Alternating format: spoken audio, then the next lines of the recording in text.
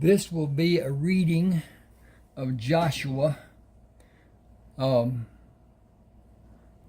Actually, it's Joshua's Way.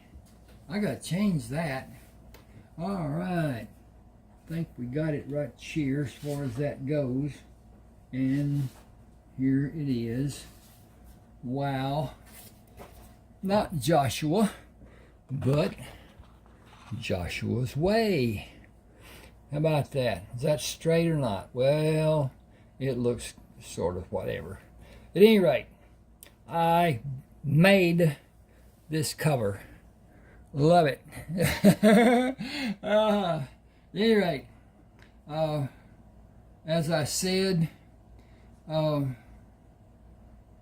this is not working. Okay, there we go. Okay, I got to churn this up. What I did, I tried to make a video different, and it didn't like the formatting of it being that way. Now, this is I wish you would read, in fact, all of the book Joshua. You can find it on Smashwords. You can contact me about having a copy of it and whatever. Just it's this email that you see there, ron7560444@yahoo.com. And at any rate, this is a list of the books that I penned and published. Not in the order that they were written, but as they came up and as they've evolved over the years, and it's been years. At any rate, I'm going to start off here with Lovers, Lies, and Lilies, Part 1. It's quite a story. Lovers, Lies, and Lilies, Part 2.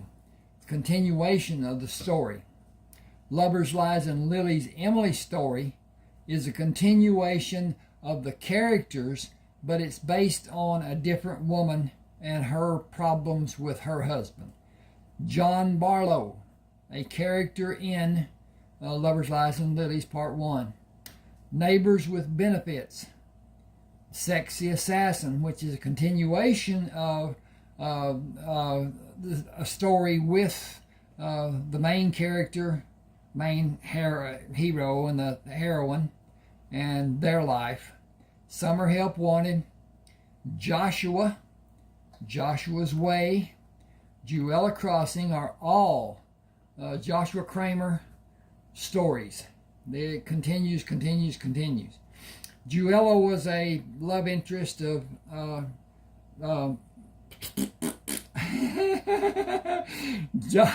Joshua's second son, Heath, and that.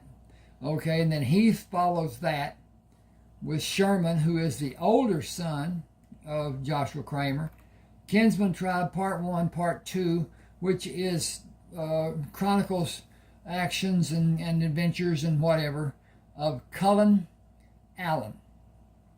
And Part 2, Then Mutual Transitions was the first novel I ever wrote, attempted anyway. Hurricane Bay, Orange County, Rodeo Radiance, Rodeo Reimage, Rodeo Reunion, Rodeo Reimage. Those are three that are in succession. Parts of a book, actually, but it's different stories to a degree. Buzzard Shields South, Buzzard Shields America, Buzzard Shields North. Decorated for Duty, Never Too Late, Rayford Coleman, Civil War veteran, Rayford Coleman, Texas cattleman, which is kind of a continuation. Rafe Coleman, Federal Marshal.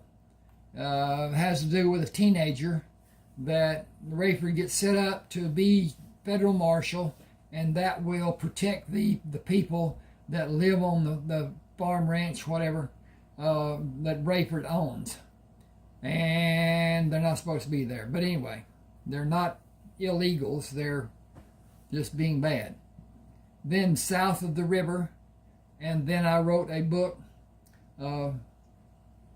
Clay Byers, Bounty Hunter, and another tale. This part is done in chapter 12 through chapter 27. 15 chapters that is just, it's a continuation of Joshua. But you'd have to read Joshua to know these characters and what their relevance is and whatever. At any rate, here's chapter 12.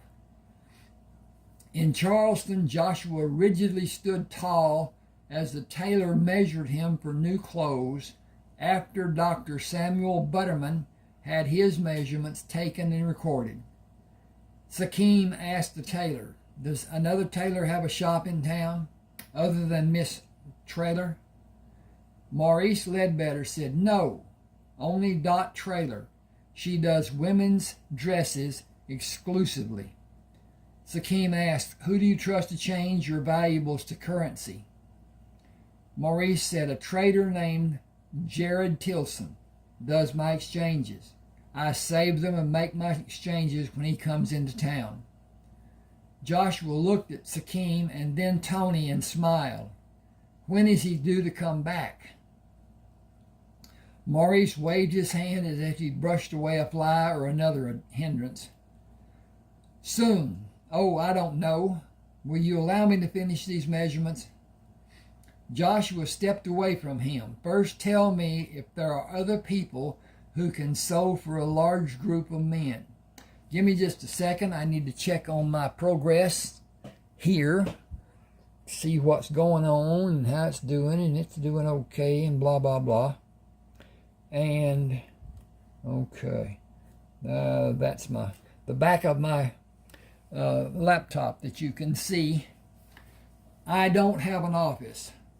I'm operating on a shoestring, doing the best I can, and retired, elderly, and whatever. But at any rate, Joshua stepped away from him. "First tell me if there are other people who can sew for a large group of men." Exasperated, Maurice said, "I have all the people needed to make clothes for you and your paltry party. Get back here and let me finish." Joshua said, "You may already be finished." Sakim pushed between them. "Mr. Ledbetter, you misunderstand. The number of men Mr. Crammer made reference to is about 1/3 the population of Charleston. Naturally, you will be well compensated for your tailoring skill and your supervision of the work done, and for your trips to the ships to measure the men for everyday clothing and more fashionable dress." Maurice protested, "My business is here. I will not go on to some disease-infested ship." Sakim pushed him away. "Doctor, it is time for us to see the lady you spoke of. We will go to see Dot Trailer. Considering the attitude of this establishment, our needs will be better served elsewhere other than with you." He pushed Maurice away. "I am in league with the men of the Crammer Company. I am in a thither awaiting the construction of the hotel.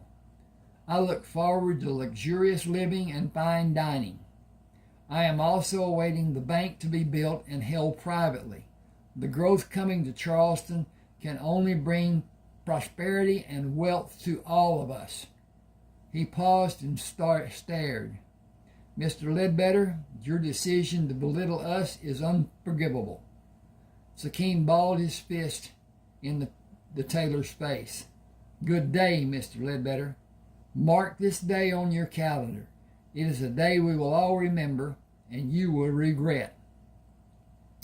Outside the shop, Joshua patted Sakim on the back.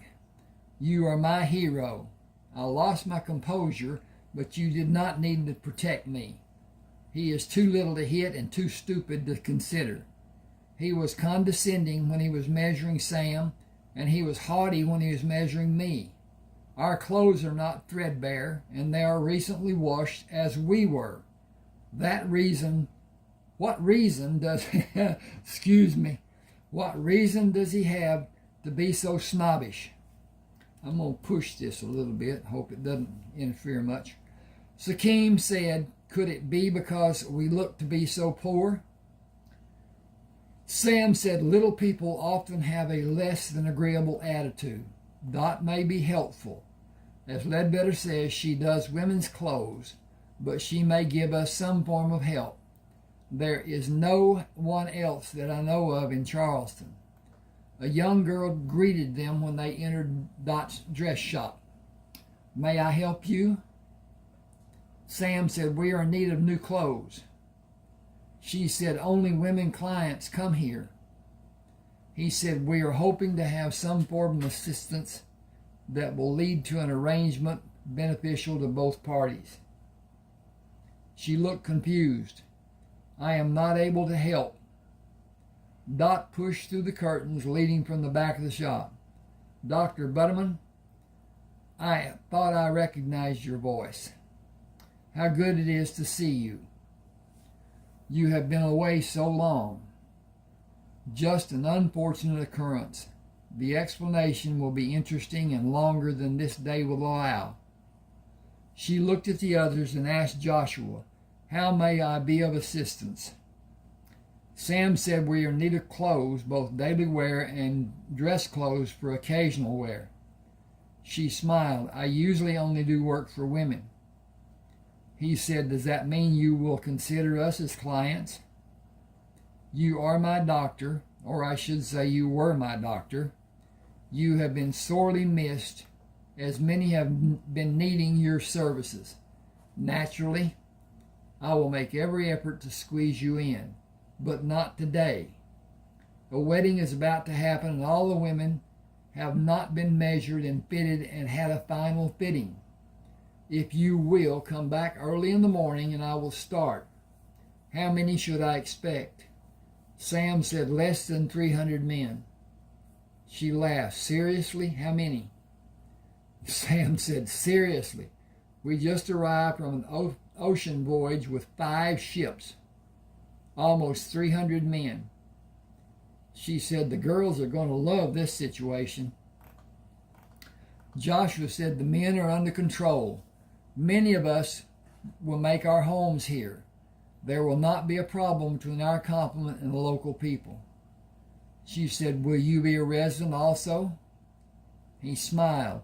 I have been away for some time. My home is south and west of Charleston. I will conduct my business here and possibly have a home here, but I will go to my home eventually. She said, I will enjoy your visits. He took her extended hands. I have been in an unfortunate situation for a long time.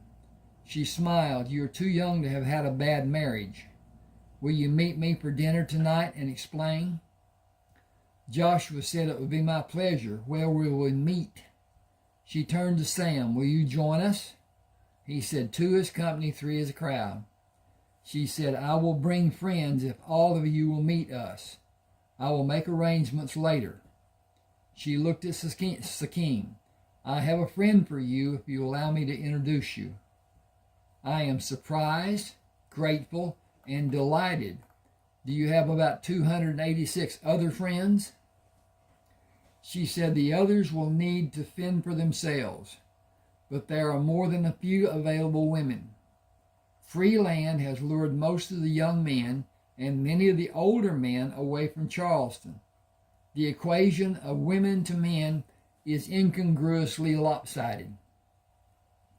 Joshua said, we have been on a ship for too long to recount. The clothes we have are represented before you. We do not have others. She said, don't you just hate stuffy first meetings? Joshua smiled. I will welcome even that. She squeezed his hands. We're going to have a great evening. Everyone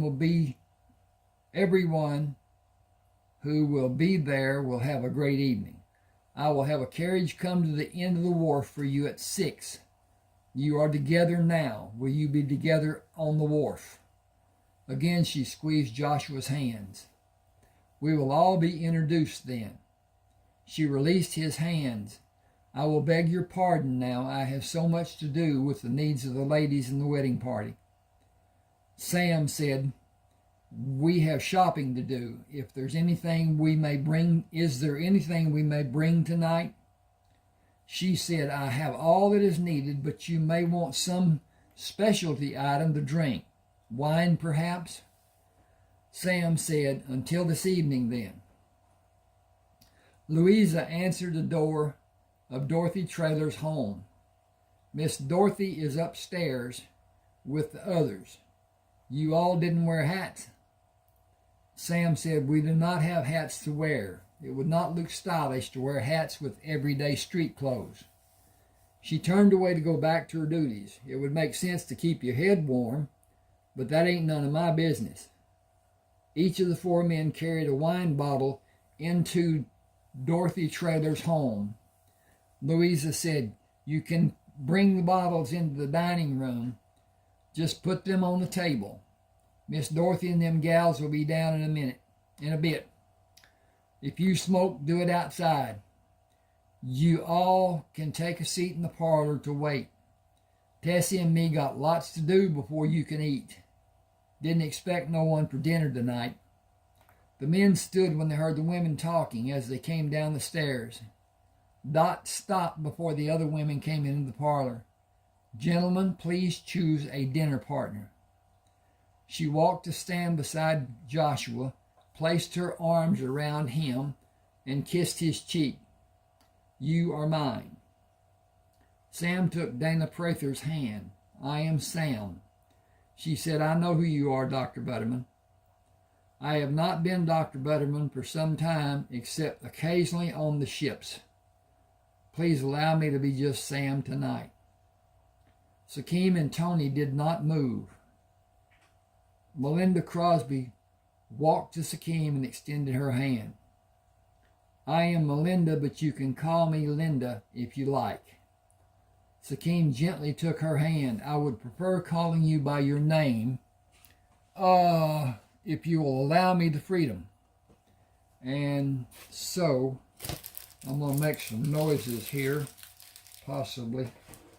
I think my blood sugar just went down and I need to replenish. So, I'm going to do some zips. Oh yeah, dull knife.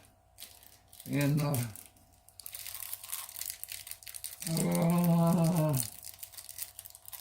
well, this isn't working out very well. It's peppermint candy, and it's in a package, and I got it at Walmart. At any rate, I have hypoglycemia, which is low blood sugar at times. In other words, instead of going up like hyperglycemia does, mine drops. And I get all kinds of weird feelings and looking and balance problems and stuff. I keep a packet of sugar. When I was driving, I did anyway. Now I've got a aspirin bottle with sugar in it. Drop a little sugar. The doctors tell me that's a sugar spike, not good. Well, dying's not good either. And being goofy feeling isn't so great either. So at any rate, I keep sugar content of some sort with me at all times. And I can feel it coming on. I can see it coming on sometimes. But at any rate, it is what it is. It's hard to talk with a piece of candy in your mouth, but here we go.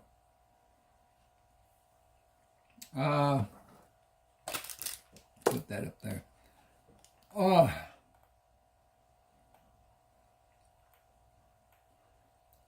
Karen Slater smiled at Tony. That just leaves me. I promise not to bite.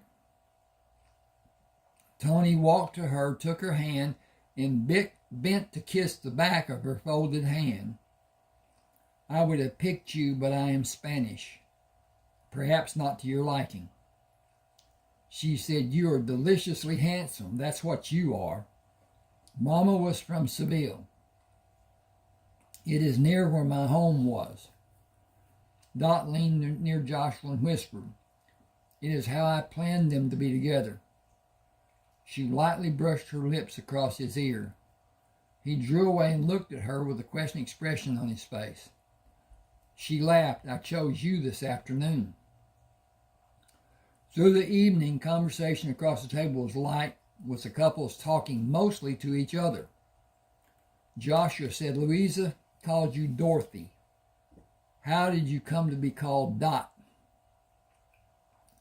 She smiled. "My grandfather called me Dottie. In grade school, a bully was hurting a boy I knew, and I told him to stop. He hit me, and I did everything I could to him other than spit on him. I wanted to do that, but representing myself as a young lady precluded the act. One of my friends commented about the speed of my attack and its finality. Another said I really put an exclamation point on him. The first friend said it was so quick it was faster than an exclamation. It was a period, fast as a dot.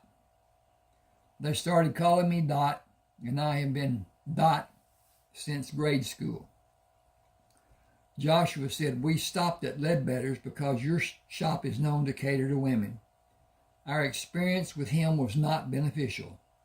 He made it known he would only take United States dollars. We have not made an exchange. He said a man named Jared Tilson does his exchanges." Dot said, "My cousin." Joshua asked, "Do you know when he will be in Charleston?" Dot smiled. "Whenever he is needed." Joshua said, "Ledbetter act as if your cousin was his employee." "Hardly. Jared is an independent person. It would take a larger business than Maurice has to entice Jared to work for someone. His business is profitable enough for him to be satisfied." Joshua said, "We have precious metals and gems to exchange." "I can do that for you. Gold and silver has a set exchange rate." Joshua said, "We have a large number of men to pay. We need about $200,000. I have a little, but for that amount you will need to go to the bank in Savannah. I have contacts who will pay you to take goods and supplies there. We will only have one ship capable of carrying a load. If we take the cargo that is on it and transfer it to the other ships." She looked puzzled. "Where is the cargo going?" He hesitated. "The cargo consists of items that are considered to be precious." He leaned near her. "Gold, silver, carved ivory figures, and precious gems." "Joshua, I am totally confused." She leaned into his arm and whispered, "Are all the ships carrying treasure?" He dropped his head, moved his mouth near her ear, and whispered, "Yes." She whispered, "Holy Hannah." She sat back in her chair and turned to face Joshua. "That sheds a new light on the subject. You cannot deliver the different cargoes you have on your ships on the first trip or even many trips. That will be more than the buyer will be able to do. I have a warehouse that you can store part of the cargo in until you're able to make enough trips to Savannah. It will need guards to protect it. The warehouse is being used. Is the cargo boxed and protected?" Joshua said, "Most of it. Some of the parts are in open boxes, which we can easily cover. Jared can go with you to help dispose of parts of the cargo. He has contracts there, jewelers and traders. You would find a much better market for exchanges of the gems in Cuba." Joshua was intrigued. "We could load one ship with the heavy load and take it to Cuba. Would we have cargo to bring back?" Dot said either coffee or sugar. She measured Joshua's reaction. I will hire your ships if we can come to an agreement. Joshua said, our plan has been to carry cargo to establish a business of shipping. One ship has been rigged with cannon. It will need changes to be done to serve as a freighter. The other 4 had the weapons removed. Ballast. Oh, wow. Let's see how that's done. Hang with me just a second. I need to fix. Ballast in each of the ships.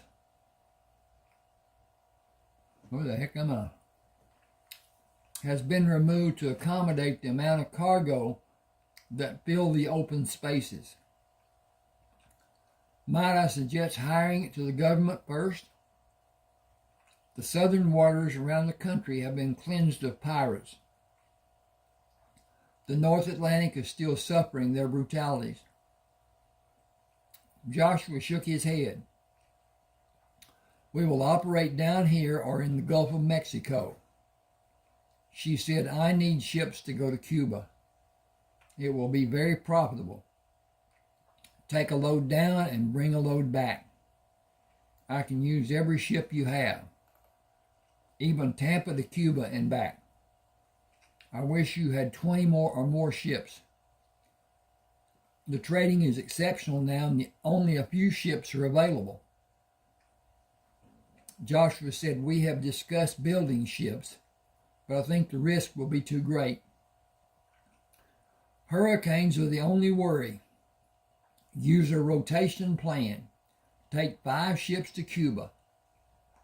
Load 3 for Tampa and 2 to come back in the Atlantic to any port you choose. Let them make trips back and forth for 3 weeks. Bring 1 from the west side trip to come home for a relief of a few days and take a replacement for the 2 ships to leave Cuba for Tampa. On the next run, do the same. A different ship will enter the Tampa run and 1 will come back every week. 4 weeks out and 1 week coming home. When hurricane season begins, run the ships to Texas and back to Tampa. It will be less profitable, but less worrisome also. Joshua said we could even have an extra crew to alternate duties. It would mean a change of crews every week, and the new crew would be on a different ship. The 3 other men stopped talking and listened to Joshua and Dot's conversation. Sakim said, I saw ships being built to pass through the harbor. Are they for sale? We have enough men to put 3 more ships into service using small crews. Dot said, Jared and I have a partnership with one being built. I believe 2 or 3 may be purchased. The men who bargained to have them built have paid as it was scheduled until recently. They stopped construction due to a lack of funds. I will talk to them if you like. Joshua held his hands up as the men looked at him for approval. I am not the boss. I am not the leader. That need ended when we tied up in Charleston. Tony said, who owns the cargo on each ship? Joshua said, we all do. Everyone has a part. Tony waved his hands. Who has stewardship? Joshua protested. I do, but only until the divisions are made. Sakim said, who gets the lion's share? Joshua pointed his fork at Sakim and back at Tony. You both know the answer to that question is a travesty. Tony emphatically stated, we all know what maritime law says about ownership of anything gained on the seas after it is known to be lost. You are the owner of 5 ships and their individual contents. all of the contents, which includes the crew. What you give will be determined by your benevolence. What we allow to be given will be determined by our pride and discretion. We have done very little to earn more than we have already received, and the increase will be for labor done. Your actions saved every man still on the ships and those sitting here now. You will not be allowed to take liberties you do not deserve. Giving us part of the profits is only for our being a part of the friendship. Is friendship. We will not allow you to reward us as a matter of friendship. It was not a partnership as it all began, and it is not a partnership now. Sakim scowled and pointed his finger at Joshua to silence his protest, his response. Woo! Dot sensed the tension between the men. Is everybody ready for wine? Excuse me just a second.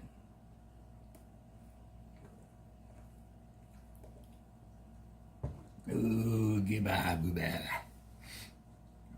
Refreshing. A wonder repast. Thank you. The bottles are all corked and the individual wines are each a different and delicious drink. He took a corkscrew out of his own engineering from the pocket of his pants. May I do the honors? This was made for me a long time ago, and for the longest time it hung around my neck. It has the distinction of being the only one in this world, as I added the leg for the fulcrum after it was given to me by the man I employed to make the screw. I employed another man to make the leg and the rivet I joined them with.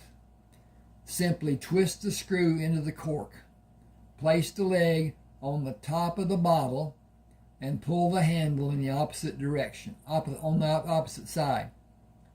Effortlessly. Tony, will you pour? Tony stood. Please take a glass when it's filled and pass the empties to me. I wondered all through the meal when we would dispense with the water and have the wine. Dot said sobriety was the prerequisite for the evening. Business is not finished, but it will be shelved for the rest of the evening if everyone agrees. Tony poured another glass. Everyone agrees. He looked directly at Joshua. Dot asked, is an arbitrator often required the meals you three share? Joshua and Sakim laughed. Sam said, thank you for not including me. Tony held his...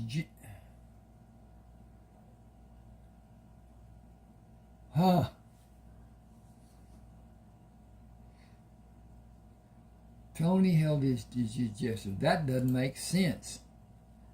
Tony gestured. Okay, that'll do the thing. Tony gestured with his glass held toward Dot. I got to fix that. Give me just a second.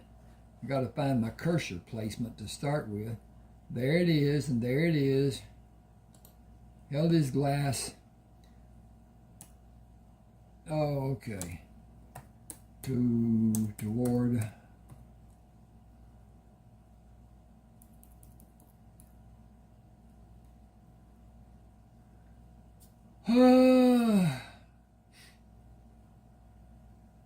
Held his glass out toward Dot and pulled it back to drink a sip. The bitter gestured with his glass. Oh, okay. Whatever. Joshua held his glass up and almost whispered, we are family. Dot said it might serve everyone best to make everyday clothes by making standard sizes of small, medium, large, and extra large. With a large purchase of denim tomorrow, my people can start sewing pants. Joshua, will you choose people you consider to be in the large category and measure them for a standard size? Inseam and waist size is all that is needed. Sakim, will you measure those you consider to be a medium? And Tony, will you measure the smaller men? The clothes will fit loosely, but they will be functional. Shirts are a totally different venture. Small, medium, and large will be made. Take the sample clothes to the men and have small groups try them on for size and note where adjustments need to be made. It is the easiest way until everyone can be fitted. The first sets of different size clothes will be ready day after tomorrow, just for men to try on and have an educated guess as to what more will be needed. She turned to Joshua. A corner will be emptied tomorrow morning in the northeast warehouse. It is warehouse number 9. It will house your cargo from the ships, now and in the future. We have stevedore services and will move the cargo from your ships to the warehouse, and cargo taken to Savannah will be brought to the ships. The ship you spoke of with cannon will go to the shipyard across the harbor. The cannon will not be allowed to remain intact by law and will be melted. An analysis will be done to determine the sales price per ton. The specifications you desire for the needed changes will be written and plans drawn out to be followed. You will need to have a representative to go to the shipyard for consultation. I would recommend the owner of the shipyard. Joshua sat without speaking. Sakim asked, why would you give so much trust to a shipyard owner? Does he have some special quality for decision making? Dot smiled. I do. Joshua asked, you do what? She said, I do have special qualities to facilitate decision making. Joshua was surprised. You? He placed the glass on the table. You're the owner of the shipyard. You run a dress shop and you own the shipyard, and you need more ships to haul your cargo. What else do you have hidden under the table? Do you also own the warehouses? My father's father built trailer enterprises. He started more than 30 years ago. My father was not a very industrious man. He had deep psychological problems, and he did not relate to other people. I do not mean he did not relate to other people well. He did not relate to other people in the slightest manner. My grandfather cared for me after my mother died. I know more about running a shipbuilding facility than any woman alive, and more than most men. The 3 ships I told you about are yours to purchase whenever you may want to do it. Fabrications and constructions have been completed, but the men who contracted their construction are no longer with us. I cannot buy them, and neither can anyone related to me. I cannot ever be in a partnership with the purchaser. It is a standard rule in all of our contracts. I can, however, sell them to recoup my investment and pay the heirs for their investment and a % over that figure. The heirs owe a good deal of money to the shipyard for a myriad of fees. I have the dress shop because I have competent people, including women, who supervise the internal workings of the shipyard for me, and I enjoy the life I have, dress shop and all. I run the shipyard and all my holdings with my presence. I will have a place for the 3 of you if you desire it. I doubt that you will, so there's no need to court you. She pushed back from Joshua. I saw a beautiful man walk into my dress shop today, a man filled with self-confidence who has a gentle touch and a giving heart. 3 others were with him, truly superior men. I had a desire to know all of you in the most intimate ways possible for us.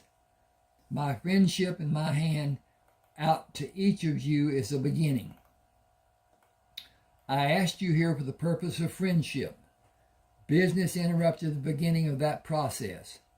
I am truly sorry for that. I'm afraid the reason I asked you here will never come to fruition for me. Dr. Butterman, Sakim, Tony, the women you are sitting with are totally innocent. They came as my friends and had no part in the business that came to light. I am a fool for allowing it to progress to the point of it being a matter of contention between you. I can only apologize. If you will all excuse me, I want to go to my room and mourn my loss, feel sorry for myself, and just cry. Joshua gently placed his hand on her knee. May I come with you? You are not angry with me? He said I could kiss you, but I have never kissed a woman. I have no reference for starting. She put her hands on his cheeks and gently pulled him to her to kiss him. She quickly pulled away and looked down at her hands. All is not lost? Joshua said, far from it. It can never happen. She smiled as teardrops fell onto her hands. Okay, that was the first chapter.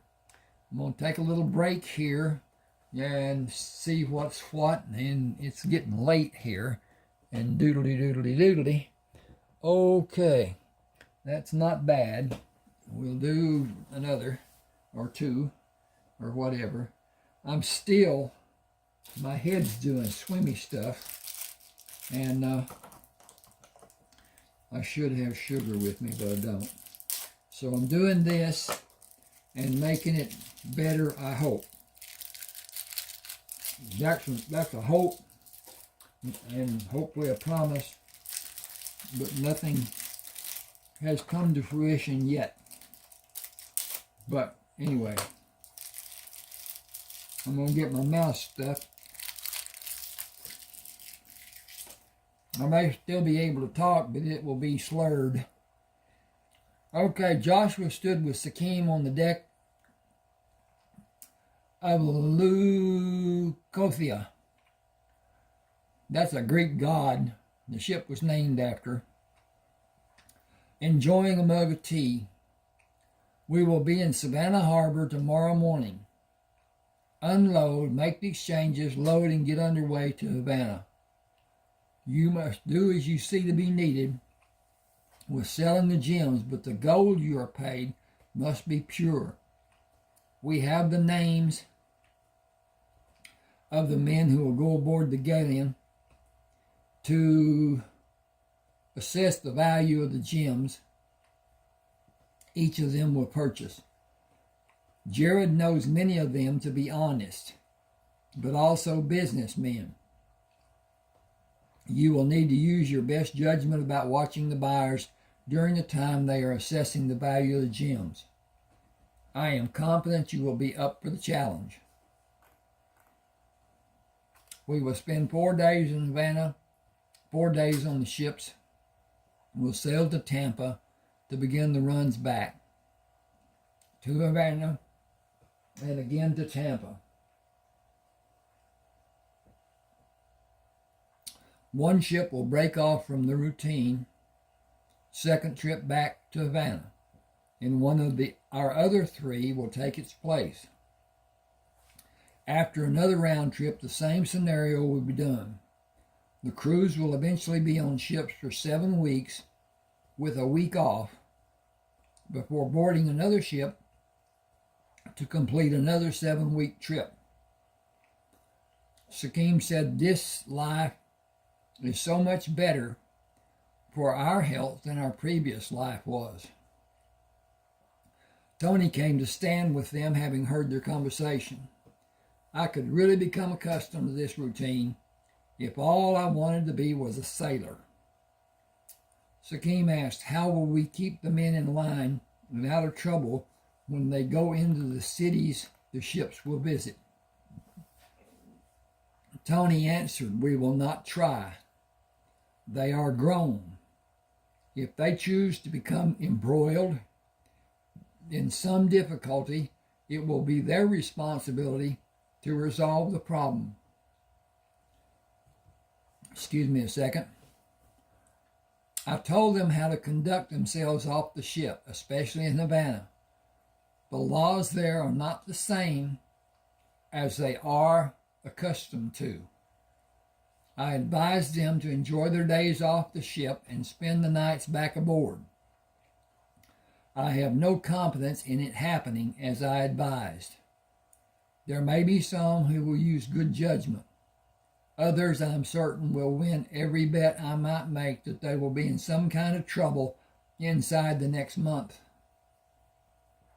Joshua said, make a list of those you and other officers suspect and have them remain on the duty the first day in port. Give them permission to leave the ship the second day, but place a curfew for the ship's complement to begin at 8 o'clock in the evening. Anyone not back by 7 o'clock will be restricted to the ship until it leaves. The next port will also be restricted to the members of the crew. If that person is the cause of the crew being restricted 3 times, he will be escorted from the ship and he will not return to one of our ships. Make it standard policy once the first restriction must be enforced. The men need to be made aware that they are ambassadors of the ship and they represent all of us. They will not be allowed to make us look foolish or immature or otherwise. He looked knowingly at Sakim. Yes, I am again commander of the fleet. Necessity demands it. Sakim led the 7 men down the ladder into the forward hold. There are 14 boxes of gems. You may each purchase 2. If it so happens that there are 2 boxes desired by each of you and the price is right and your gold is plentiful, an empty box is available for each of you to examine the gem of your choice and place the contents you removed into the empty box for clarity. I will not attempt to dishonor you, and I will not be tolerant of disrespect. Should that become the case, and I believe I am being treated less than is deserved, the prospect will be removed and the opportunity will be offered to another buyer. This is a small offering. If we culminate our business today, there will be opportunities in the future for each of you. Gentlemen, choose your boxes. Each of the offers were to Sakim's satisfaction. You may now have your men come to hoist the boxes to the deck, and you may join your men to take them off the ship, or you may come with me to further our business on deck where 14 boxes have been placed. They are out of sight and guarded. Make your examinations and come to me on the main deck for further business if you're able. If any one of you needs more time to make arrangements, we will conclude our business until tomorrow afternoon. Is that acceptable to everyone? Each man agreed. Sakim continued, these boxes contain only diamonds. If you are not interested in purchasing them, kindly stay with me. We will have coffee while the others examine the boxes. Each man said he would decline having the coffee to look at the diamonds. Sakim said, each of you have been assigned a number and your number is assigned to the boxes. The diamonds have been appraised at below market value. Because you have been so fair with your initial purchase, each box will be yours for the amount written on the paper of each box and with an additional 10%. Please follow our men who will take you to the diamond boxes. Sakim made tea and waited. Carlos brought a man to Sakim. He enjoys a game of drop 2 or 3 diamonds and pick them up to deposit a part in the box and keep a part in his hand. Then use his empty hand to rummage through the gems and deposit the stones in his pockets. He is good with his execution, but clumsy hiding the loose stones. He said he was not satisfied with the quality of the stones and wished to leave. I believe that more than 50 stones are in his possession. The man looked to have lost his color and seemed to be on the verge of having a heart attack. Sakim said, "You will be searched unless you desire to forego the embarrassment and place the stones you have hidden in your clothing in the box Carlos has in his hand." Sakim looked at the other men who were brought to witness. The man took stones from 2 pockets of his jacket and 2 pockets in his trousers. Sakim reached into each pocket to be certain each was empty. "Carlos, search him." The man turned and raised his hand to strike Carlos. Sakim grabbed his collar and jerked him backward to trip him and allow him to fall onto the deck. He placed his foot on the man's neck. "If you wish to die, simply resist and I will push my foot through your throat. Carlos, finish this nasty business." Carlos found a hidden pocket in the man's coat with diamonds and a hidden pocket in his trousers also having diamonds. Sakim pulled the man from the deck, ran him to the rail, and threw him into the water. "I am not certain if he's able to swim. If one of you would like to save him, feel free." He started toward the bow. "Our business is concluded. Please tell the harbor master we will leave and the loading schedule to be done on our ships will not be loaded. Please tell your people we will not come back." He moved to stand beside the officer of the day. "Good day, gentlemen." One man said, "It was not our deception. We have done nothing wrong." Sakim chewed his lip and stood at his full height with his fist balled. "If one of this ship's crew comes into your town and murders one of your people, will any of the others be welcomed?" The man said he would be a stranger. His action would be a crime and we would protect ourselves from other crimes happening. Sakim said, "You all witness his deceit and his attempted theft. He represents your town and the governing body and your people and you. He is you." Another man said, "He acted independently of us. We had no knowledge of his actions. We will do anything possible to right the severity of this crime. We will give you..." Oh, I need to change that. That should be his crime, not this. And that says Stinky, and it's his crime. "We all give you our word that he will be prosecuted." Sakim said, "We came to conduct business. We have no desire to do otherwise, but we must assume our crew is not safe from being harmed. They are young and inexperienced and may act inappropriately, even stupidly. Will they then be judged in a different manner than a local person would be?" The man said, "I promise this, for all of us and all our people. Should one of your crew have the slightest problem, I stress again the slightest, we will bring him to the ship for your judgment or his commanding officer in any future incident. We will never allow it to escalate or him to be judged unfairly. Is that enough for us to continue our business today and in the future?" "That is our wish today and in the future." Sakim said, "It was what I desired until he attempted to steal. It is not his attempted theft that is so disheartening. It is the disrespect and the contempt of our intelligence. It is demeaning to all of us, including all of you. It was an accidental occurrence. It was not an accidental occurrence.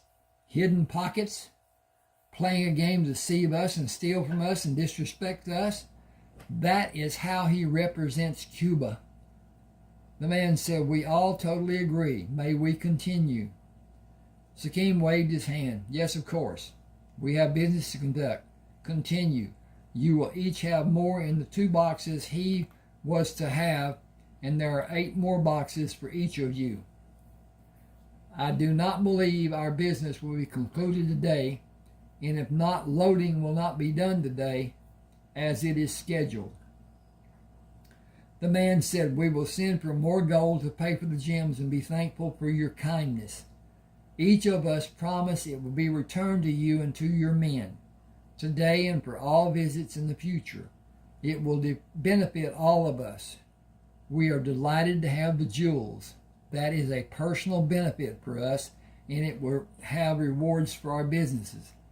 The commerce in coffee and sugar over the years will be beneficial for everyone in Cuba, because the economy will grow and individual living will be enhanced in a multitude of ways. Your ships coming to Cuba never need to wait for the loads of cargo to be taken off and another load brought to the ship. In a matter of hours, if it is possible, it will be done. The cargo coming to your island is usually bound for another destination, and the consignments of sugar and coffee are mostly waiting for your ships. There are only a small number of ships coming here from the south and from Mexico. Even fewer ships come from America. Large boats bring coffee and sugar cane from the other islands. We try to help them by giving a little money, but even we do not have much to give for a commodity that has no demand or value. Sakim asked, what number of ships do you desire to have each month? The man held his hands with palms up and shrugged his shoulders. Each week, not each month. Green coffee beans from South America fill our warehouses, and the following ships cannot offload. They either wait or they leave and dump their cargo to have the load they take back. Consignments to Florida sit waiting for ships to take them there. Our sugarcane crops are sometimes not harvested because there are no ships. The war and the pirate ships have practically eliminated ships from the north of this area. America is building and the economy is growing stronger each day. People are going to America by the boatloads, and it is pushing the commodities market to its limit. Ships from South America take their loads of food to the northern cities and take cargo back to South America and Mexico. Cuba and our associates suffer from lack of ships to service our needs. Sakim asked, will our development of a shipping business be protected?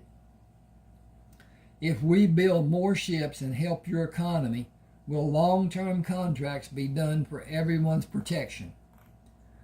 Just hang on a second. I got to check again, see what my stuff is. My knees. Ooh.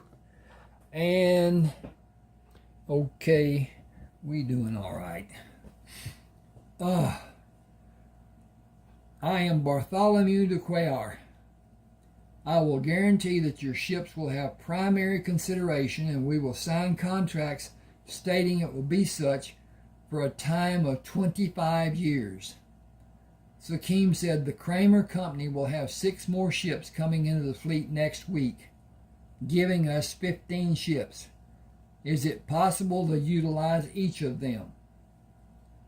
Bartholomew said, assign 4 of your ships to take their loads to Biscayne Bay and St. Augustine in Florida, and complete unloading in Savannah to bring goods here, and repeat the process, or load for Savannah and bring goods back. It will be a great profit to your company. His eyes fairly twinkled. Build a facility in Charleston to roast and grind coffee and package it for shipment overland, and your company will have another source of profit. The need for ships to be built is overwhelming, while a single person's ability to pay for the ship does not exist.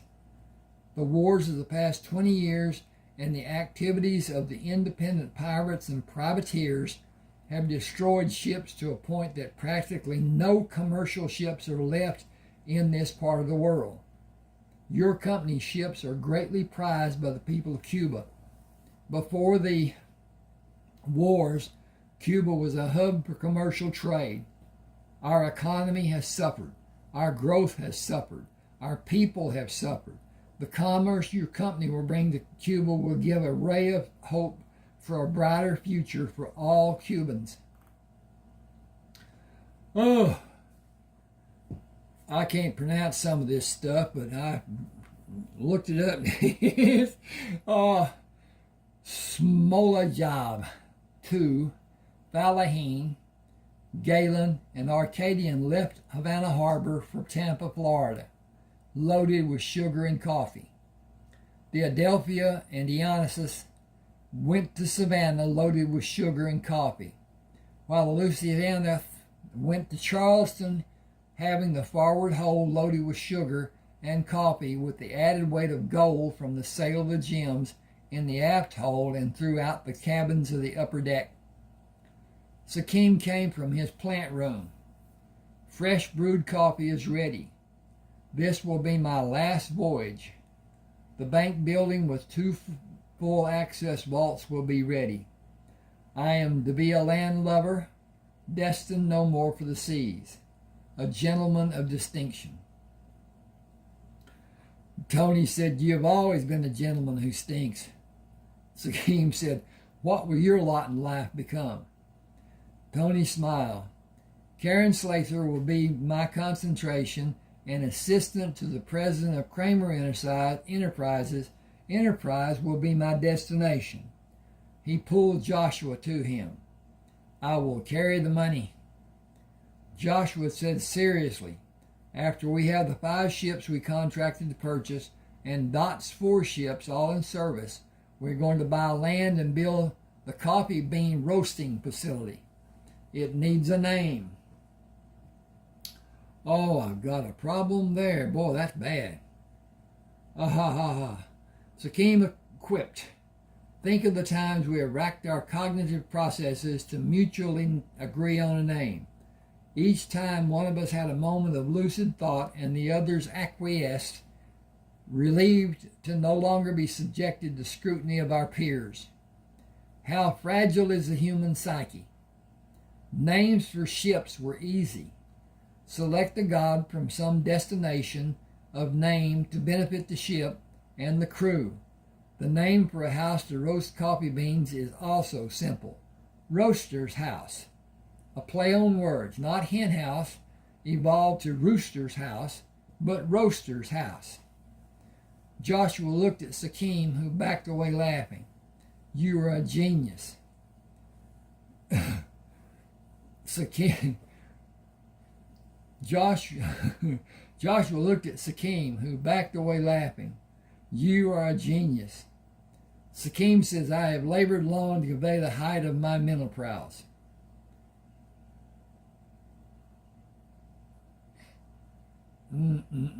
Okay.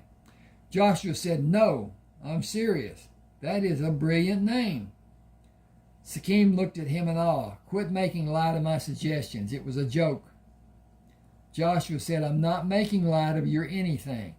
Roaster's House it is." Sakim bent to look at the mug Joshua held. "Did someone put something in your coffee?" "I need to look at this. Wow. Why'd that come up? Okay. All right. Did someone put it? Tony said, "Really? It will convey to the buyers what is in the bag or whatever container the roasted beans are contained in. Coffee will be printed on the container, but others will have the distinction of a different and unique name. It will represent coffee in their minds when they think of their roasted beans." Sakim said, "You cannot be serious. Just stop. It was a joke and a poor one at that. Roaster's Choice would actually be a quality name for the ground coffee beans." Joshua said, "Roaster's House exemplifies the process. Roaster's Choice will be a blend of coffee beans from Roaster's House." Okay, gotta have some, get a process going here. And hit that little jewel right there. Okay. Sakim shifted his weight. "If you are truly serious, roast the beans and package them, and grind the beans and package them also. The military men and other individuals have no means to grind their coffee beans, and so they chop them with a knife. If the store which they buy from does not have a coffee grinder, it is difficult to contain the fragmented beans as they are being split. Roaster's House will only have roasted beans, and Roaster's Choice will be ground roasted coffee beans. Drop the name ground coffee beans to simplify the name to a single word of designation, coffee. It will outsell all the others and force the other producers to also grind coffee beans. Taste of their coffee will be the difference. Our processing will remove more than 87% of the bitter bite normally present in other producers' end product. Roaster's choice will be favored by the people as it will be the first ground coffee beans ready to be purchased. It will also remain foremost in a buyer's mind. Instead of some other coffee, they will ask for roaster's choice from habit. When men buy, they do not want to wait in line to make a purchase, such as waiting for the beans to be ground and waiting for the teller to process the sale. Give them the opportunity to reach for a container of our coffee and go to the teller and plop down the cash. Our own stores selling coffee beans and ground coffee beans, augmented by canned goods and groceries and meat, will be a smash in the large cities. Sell a small net to sift the grounds from the liquid coffee. Attach it to the coffee container and add the price or allow the store owner to sell one individually. Joshua said, "I'll be too busy to arrange the sales. I'm going to commission Jared to find a printing press and bring it to Charleston and set up a printing shop. Send out advertisements to customers and possibly begin selling our ground coffee in the large cities along the coast of the United States and the territories. I believe a roasting facility built in Mobile for distribution of roasted beans and ground coffee beans around the Gulf of Mexico will be a lucrative business. The idea for a strainer of the boiled coffee is without a doubt ingenious, but cloth will not last with hot coffee being poured through it. Metal will last. A metal screen formed into a cup with a handle of wood attached with a metal collar over the connecting wire to add strength to the wood. Again, Jared is the answer for the job. We need to place him under contract on a retainer basis." Excuse me a second. Oh.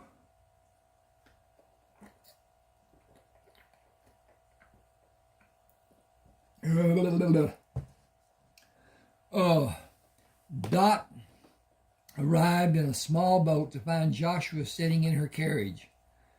"We had a wonderful voyage and a profitable one. I have so much news for you. Will you take me to one of the outdoor restaurants? I would kiss you if this rig had a top. I may have another ship in the yard for purchase and one in my Virginia yard."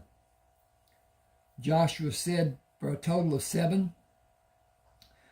Dot answered, "For a total of 17 as the sum of all our ships." "Is Cuba beautiful?" "What I was able to see that was not much." She took his hand in hers. "You did not have a hot Latin lover while you were there?" Joshua motioned to the driver to leave. Dot said, "George, have you ever had a hot Latin lover?" "No, ma'am. Mine's all been black." Not anybody was saying anything about them being what you might call being hot. You've been calling hot. She joked with him. "George, why, George, are you being modest? Tessie tells me you're a known romantic." "Ain't had much romance neither." "George." "Yes, ma'am. I'm surprised at you." He smiled. "You not as surprised as Mr. Joshua is at you right now." She turned to Joshua. "Aren't you surprised at my being so happy?" He smiled. "Seeing you makes me happy. Caring about you makes me happy." "Thank you, George." George said, "If it was me, I'd be kissing her and not be caring if somebody be looking. The whole town knows you're in love." Dot feigned indifference. "Why, George, what have you heard?" "Ain't had to heard nothing with you flitting around and looking happy like you was about to bust. Everybody's seen it." Dot held her head close to Joshua's. Kiss me. Hang on a second before he kisses her. Oh, ho, ho, ho. And it is time for us to say, ha, ha, ha, everything's good.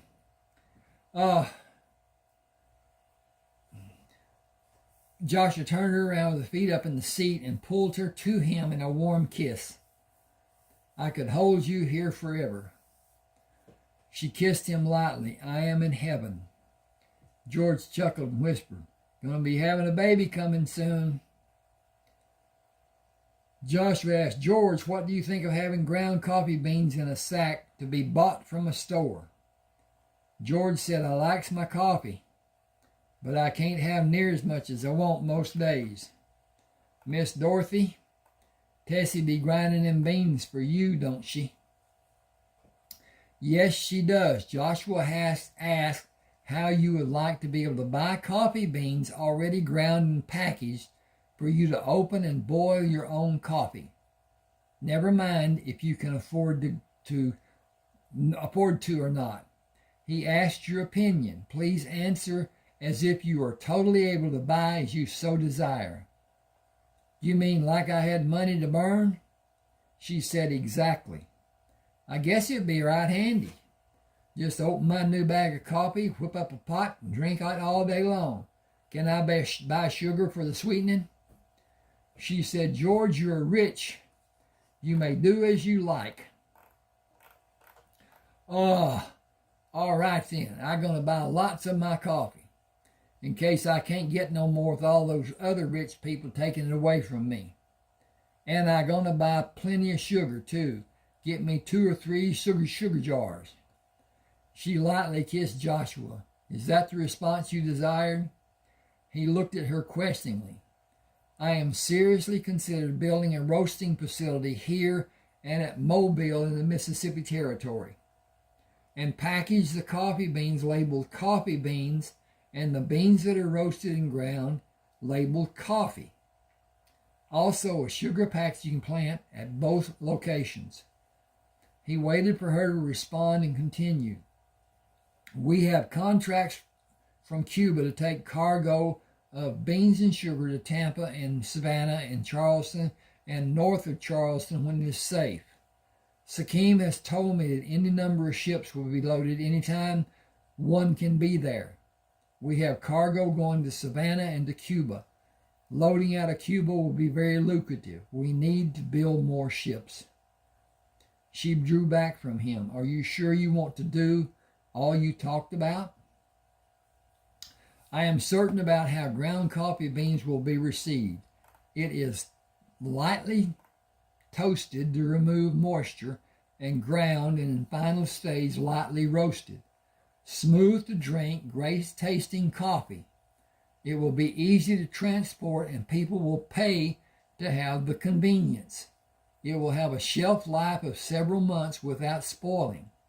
It will be profitable, and I think about it. Sugar is in a protecting bag. Yes, I am sure. Also sure I cannot do it on my own. I want to start by hiring Jared. We need a printing press to print the advertisements of store owners to be made aware of the available products. It will be good to have orders before the plant is operational. I want to build the roasting facility starting tomorrow. The roasting plant needs to land. Needs land. The roasting plant needs land for it to be built on. Dot said, I know the... Oh. Hang on a second here. I got to fix this. I won't remember to do it later. There it is. Okay. Now, I'm going to come up here and click this button right here, and click this button right here, and click this button right here, and click this button right here. And I got that where it won't ever go back. I know the owner of almost all the available land around Charleston. George chuckled. Dot ignored him. How much do you expect to pay for land large enough to house a roasting plant? She pulled back and turned around to sit beside him. You do not have the first idea, do you? You need to hire a manager to tell you the whats and the wherefores. We need Jared. George, send Jeremiah to get Jared. We'll eat at Bertha's and wait for you. Yes, ma'am. Won't take me long to find Jeremiah. George left when Dot and Josh were seated outside Bertha's restaurant. Dot ordered for both of them. There are plans to be made. First order of business is to build a house for the workers to sleep in. A sawmill and mules and saws and wedges and axes and wagons. That is just to have boards to build the houses for the slaves to live in and build the 2 hotels you need for the men in the cook houses to have food for everyone 3 times a day. Then you need the logging crew to have enough wood cut and piled and covered to keep dry before it goes into the pit for heating the roasters. The roaster shelter cannot be ventilated or you lose needed heat, and the men will need to work in shifts of only a few minutes or you will have a bunch of wilted black men.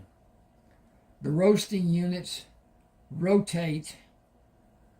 I've got something going on here. Okay, what is that? Oh, print layout. They are loaded when they're elevated and unloaded when they are dropped down. That gives facilities more heat for the men to contend with. The beans are ground and put back in the roaster. After the grounds are judged to be finished roasting, they are removed and spread to cool and then moved to an area to be placed in bags. We need the latest, modern, bigger, and heavier roasters that will be available.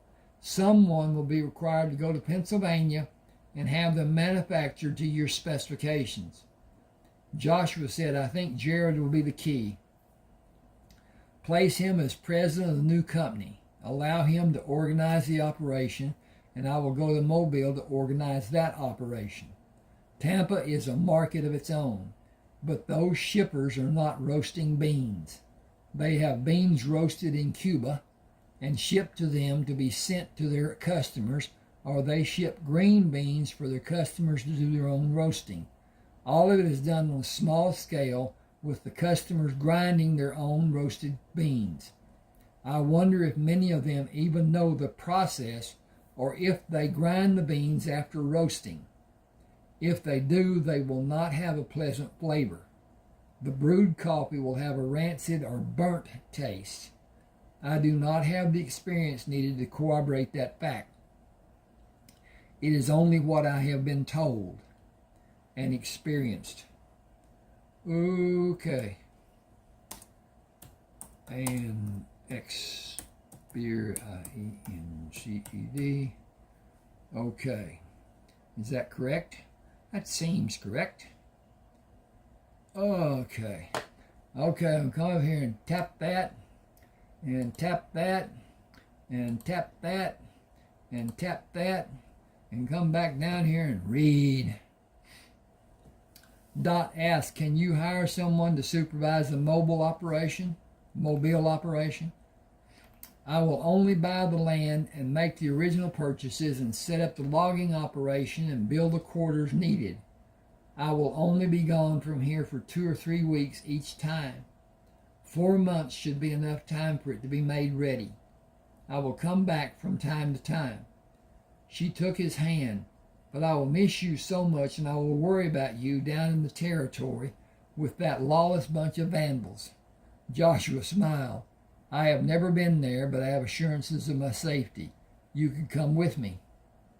I would be delighted, but I can't leave. I have too much to do. I cannot bring myself to trust anyone to be loyal and do as I want done. I had a man at one time. He stole everything he could pick up and carry. Joshua said, I may have advantage over him. He would be afraid of me because he did that to me. I would find him and kill him. Dot looked at her hand in his. I did. You killed him? I shot him 3 times because my gun only had 3 barrels. That was 5 years ago, when I was 22. If I trusted someone to supervise my business, he would not work for me.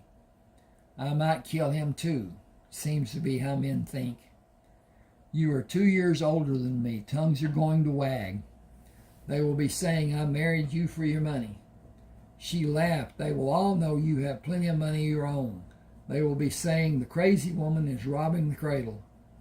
He gently squeezed her hand. Let them say anything they like. I'm going to marry my best friend. Hang on a second, please. I got to look at this again, see what time and all this stuff, and do I need to do more? And yeah. Okay. I was asked to do a longer video. Longer videos, as a matter of fact. People want to be working or doing or whatever and have their telephone, possibly with an earphone, and if they're having an earphone, they can be anywhere within probably 30 feet or something like that from the phone and still be able to hear what they're doing. So they can work, clean house, do stuff, wash dishes, clothes, whatever, and still listen.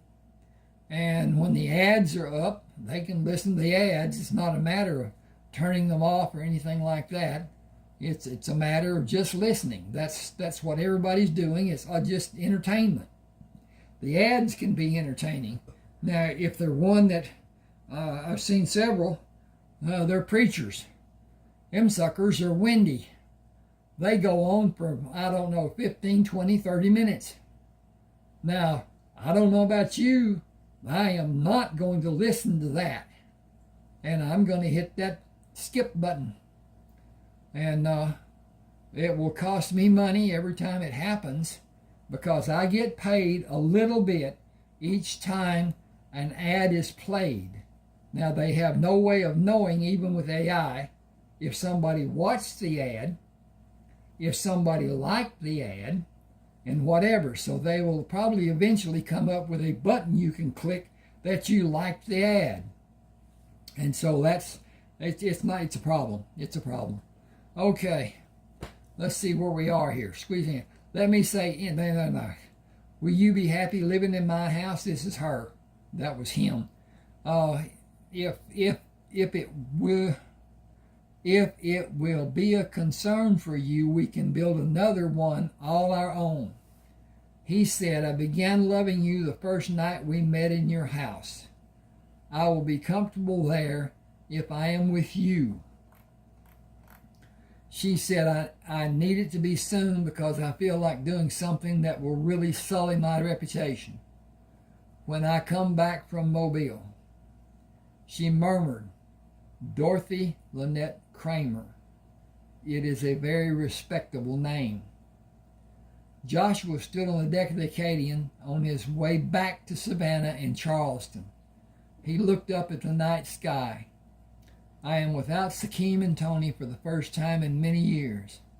I did not feel lost going to Havana. I wonder why now. Maybe the night air blowing reminds me of some other time in a distant place. There have been so many. Life is what happens to you while you're making other plans. Diego brought an extra mug of coffee. Talking to yourself out loud? You know it is a sign of old age. Joshua said, sometimes I feel as if I am old and I'm not yet 30. So much has been forced on me. Ma and Pa dying so early in my life, and those damnable pirates and the deceit of Ferdinand, and everything that has happened in those last years. So much to be sad about and so much to be thankful for. Excuse me just a minute. Okay. She has also had losses in her life. It seems we all miss something. Are you missing your family less as time goes by? Diego drank from the mug and stood silent for a time. It takes all my resolve to refrain from trying to gain some bits of news from them. It can never happen. We all know it, but we all still hope. He smiled. I have also found a beautiful friend. We will be married when I can afford a house. She sews for your Dorothy. Joshua was surprised. Diego, I had no idea. You have money in the bank. You can have a house built. 2 months from now, when you return from your next voyage, who will we build the house for? Diego fairly beamed. Clara Anderson is her name. Diego considered Joshua's mentioning his bank account. How much money do I have? Joshua said as a calculated guess, upwards of $1,200. Diego remained silent again. After he finished drinking the coffee, he said, that much money? I'm surprised. Joshua said, you and all the ship's crew may be happy to learn that the length of time away from Charleston will be reduced. We're going to have more ships in the next 2 months, and it will give a few men relief. Crews who want to continue a longer time at sea will have a choice by signing a crew list for a certain ship and choose along with the other men how long to be gone. Longer outings also mean an addition to their money, but the sacrifice can never be calculated. Joshua looked into the night sky. I miss Sikkim. Diego responded, I do too. Got a break here. I'm going to take a break. Thank you.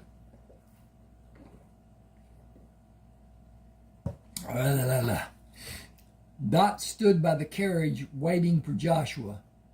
As he stepped from the bow to the pier, she ran to him.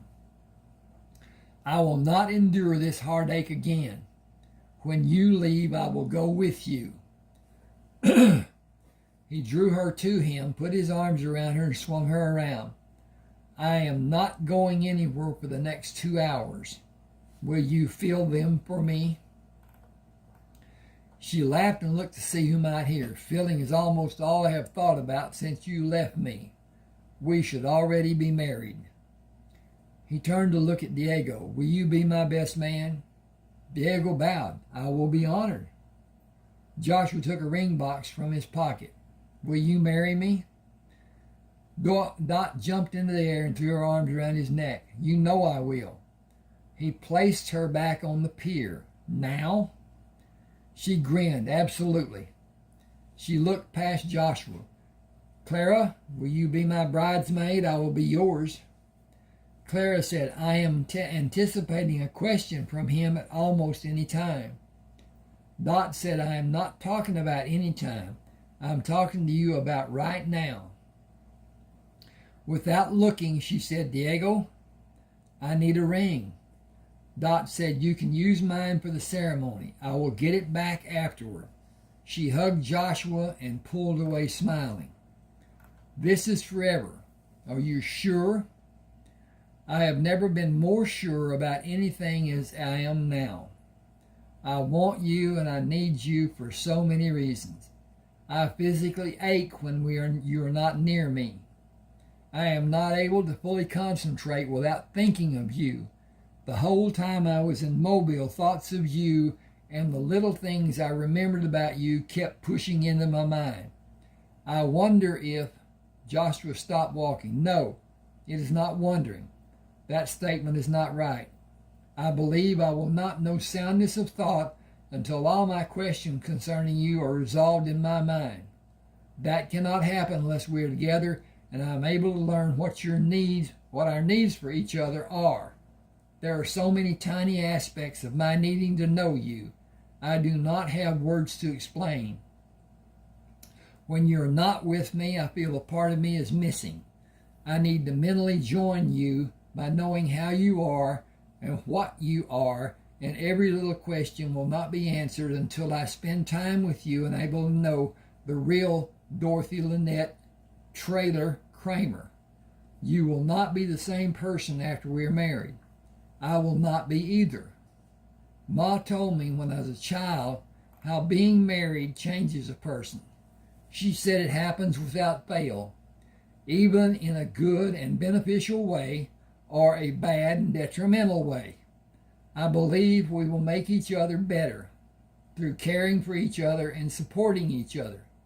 She said we will be stronger, more responsive, more trusting, happier, content, and elevated in every sense of our personal progression. Oh, she said we will know joy we would never have without having our love. Dot said, come with me and begin our progression.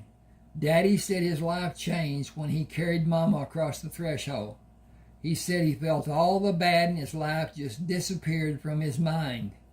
He changed from the reclusive, distrustful person he was before. His thinking changed forever, and he became a better man. He felt he had his missing helpmate, and he would always have a better life with her helping him. Mama told me he was able to function after they married, as he had not done before. When I was 20, he said he would not have been the man he was and accomplished all he did without Mama. When he was dying, he told me that I took her place in supporting and inspiring him when she died. I made him stronger. I know without a doubt it was him that made me stronger. Hang on just a second.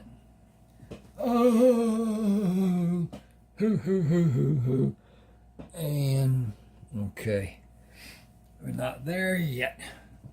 When I shot Mr. Wasmer, it was not because he stole from me. It was because he stole from Daddy, and he stole from my memories of Daddy. Daddy's people had too much respect to steal or do anything bad behind his back. Does that make sense? Joshua turned her to him and hugged her. Do you understand it? Does it make sense to you? That is all that matters.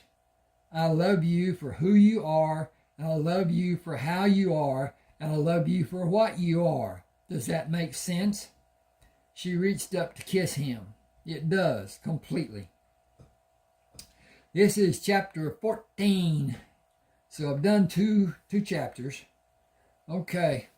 Joshua was drawing on a large sheet of heavy paper in the parlor when Dot came to stand near him. What are you drawing? The plans for the roaster unit. It has the shape of Mallet's mortar, but the opening is smaller to allow the heat to be retained longer and the contents to be dumped quickly.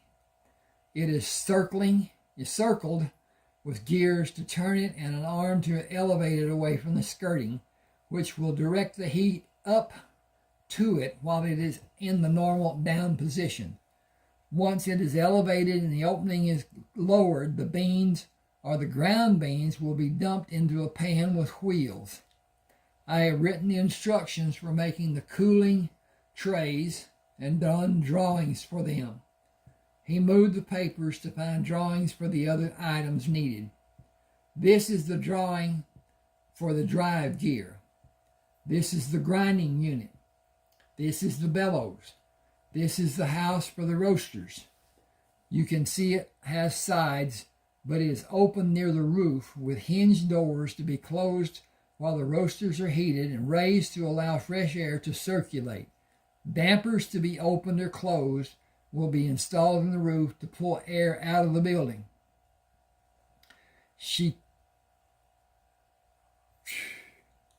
Hang just a second.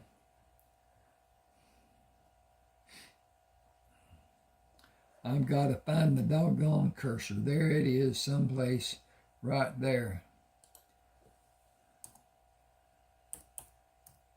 Placed her hands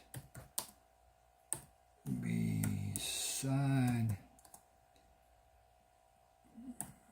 his.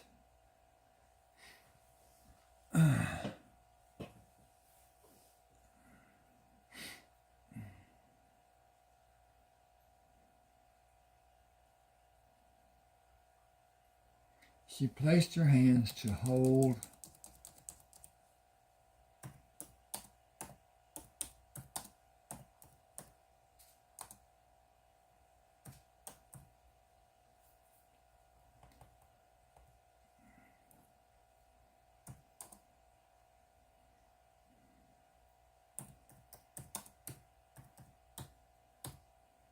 steady Oops, we got that misspelled.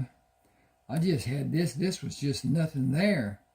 She placed her hands to hold his head steady and kissed him. Okay.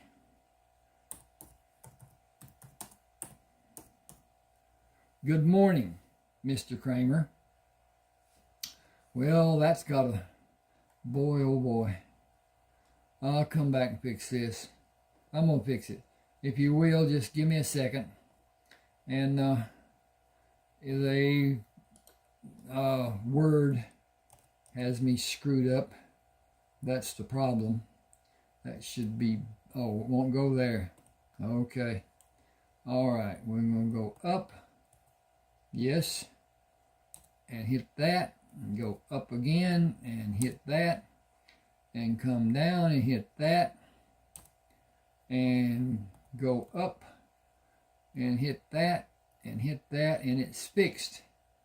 But now it was not, it was indented where it should not have been. So now it is on the edge of the texting like it should be, and now it's saved. Okay. He stood and pulled her to him. Good morning, Dorothy Crammer. Did you sleep well? I did. Will every night be as good as last night was? He smiled. I hope they will be even better. She said, I will need to go to the shop at 8 and go to the yard before 10. The first ship is scheduled to launch this afternoon. Am I allowed to act like an owner? She said, you are the owner. You were the owner until you said I do yesterday. You went from being the owner to being a owner. Everything you have is ours. Everything I have is ours. South Carolina law states that it is such. Ours. Makes me very happy, Mr. Crammer. He pulled her to him. Does the wife of Mr. Crammer desire a ride on a ship this afternoon? Will you be in command, Mr. Crammer? After the ship is thoroughly inspected, I will allow my wife to take the wheel if she desires. She asked, how did you learn to command? He said, do you mean direct the ship, not just a series of commands? Commanding is a lazy man's job. Do this, Mr. So-and-so. Do that, Mr. So-and-so. He can never make a mistake. I learned by trial and error. I took over a ship from a steering position on my knees to prevent my being shot. I learned to direct by having a crew of men who knew nothing about sailing a ship, not even the nomenclature. I pirated a pirated ship with captured men on it and took it and 3 other ships to the owners in Spain. That is how I met Sakim and Tony. She smiled. I'm proud to tell you they are going to be married soon. He joked to each other. That will bring the gossips to a new level. Aren't you full of it this morning? To Melinda and Karen, silly. He said, Sakim will be back in 3 weeks. Tony will be on the ship for another 2 weeks after Sakim comes back. She pushed her body into his. Melinda is happy with you because Sakim will be back soon. Karen is not so happy with you or anyone. Tony will need to have another position to keep her happy. Do you have certain suggestions? He frowned. With the new ships coming out, none of the women are going to be very happy. I will need to be gone on one, and Tony and Sakim will too. We do not have people to direct them. We are so short on hands. Men will be taken from crews that are already barely manned. I directed everyone on the other ships to seek deckhands at the ports they are going to. Tony is on the Adelphia, going to ports along the coast of Texas, and it will load to go back to Tampa. I hope there are able seamen available in those ports.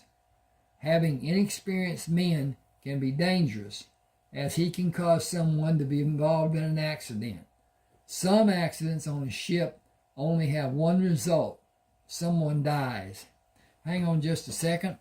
I need to make certain this is of length that it needs to be and not hurting anyone. But anyway, all right. He tried to lighten the moment. There are only 2 ropes on a Spanish sailing ship by terminology: the bell rope and the main mast rope. Yet a rope locker exists where the lines are stored, and new men must learn the ropes. Curious. If Tony is able to find men, it will be 3 or 4 weeks before he will be able to bring them here. Dot came from her dressing room in the office of the trailer shipyard, dressed in what she called her working clothes: leather gloves, boots, pants, and shirt. She held her arms out from her sides. Working clothes. Are you ready? Joshua said, hail or high water, I will follow you. What's first on the list? One ship has left the slip. It had a full inspection. The crew is on it and is waiting at the pier. Joshua swung his hand across his body. Lead out, Scout. The crew resoundingly clapped their hands when she stepped onto the deck. Joshua led her to the bridge and had her stand at the wheel. He winked at the deckhand, who moved away from them as they came up the ladder. He went back on the deck and shouted, boat crews ready, cast off all lines. He listened for the hawsers to be pulled aboard and blemished. Joshua shouted, boat crews, haul away. As the ship began to move, he held a line anchored to the top spar of the main mast. Sail crews, go aloft. Dot stood with her mouth hanging open when he climbed hand over hand to the top spar. She turned to the man standing at the bridge with her. You can take your position. Joshua was just showing me the ropes. He moved closer. I am Carl Townsend. I will help you if you need my help. Otherwise, I will just watch a man do things I've never seen done before. You know who we are. Yes, ma'am, but I've never seen anyone take command of a ship and shinny up a rope like your husband just did, and go all the way to the top using only his hands and arms. Simply amazing. Her pride was evident. He is an amazing man. What will we do next? The boats will take us out into the harbor. When the water is deeper and the wind is right, we will get under sails. The ship will do maneuvers to make certain it will perform correctly. When your husband is satisfied, we will go back to tie the ship to the pier. She said, his name is Joshua. Yes, ma'am. Joshua looked at the mast but found no banners flying. We need banners for the mast. He used the rope to move down to the main deck and took a blue banner from a deckhand. What is your name? Tommy Childress, sir. Can you climb? Yes, sir, but on the net, not like you. Joshua said, can you have other men take the banners to the other masts if you take one to the crew of the aft mast? Yes, sir. Joshua pushed the banner into the pocket of his trousers and climbed to the top spar. He swung around the net and held the banner out. I need someone to attach the banner. Anyone can care to volunteer? James Haltom took the banner. I will, sir. The ship performed in excellent manner due to Joshua's directing the crew's abilities to handle the sails, the helmsman following orders, and a lack of weight to slow the ship's progress. After making the turn to return to the pier, Joshua maneuvered the ship into the channel away from the pier and made a turn to come back to its original berth. He shouted, we will not use the boats to pull the ship to the pier. I need heaving lines on the outside of the rigging, aft to bow. Heave the long line from the bow to the pier. Run it through the aft hawser hole to tie it to the hawser and pull it to the pier and wingless the ship into the berth. He looked around the crew. Can we do that? Tommy Childress shouted from the deck. Can do, sir. With the hawsers run out to the pier and attached Got a fly. Don't know. Anyway, Joshua called the crew together on deck. Our maiden voyage was exemplary. Everyone performed well. I want to see a show of hands if you have seen sea duty. Only 4 men did not raise their hands.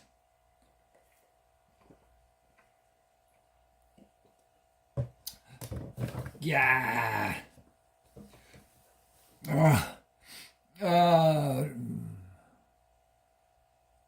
Thank you. I want to also thank everyone for this day. I enjoyed it, and I hope all of you did also. Tommy asked, undoubtedly you have commanded a lot of ships.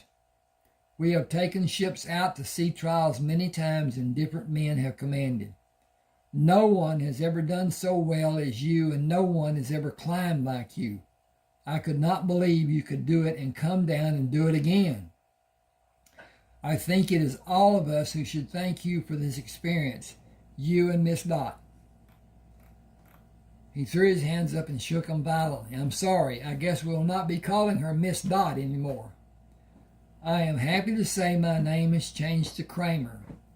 She linked her arm through Joshua's. This wonderful man is my husband, Joshua. We were married yesterday. These ships coming out will require men to sail them. We are in need of able sailors. If you know someone, please send him to my dress shop. Tommy Childers asked, do you need an old salt to command this ship? Dot asked, why? Are you asking to be considered? He smiled, I sure am. We take the ships out and then we're just flunkies.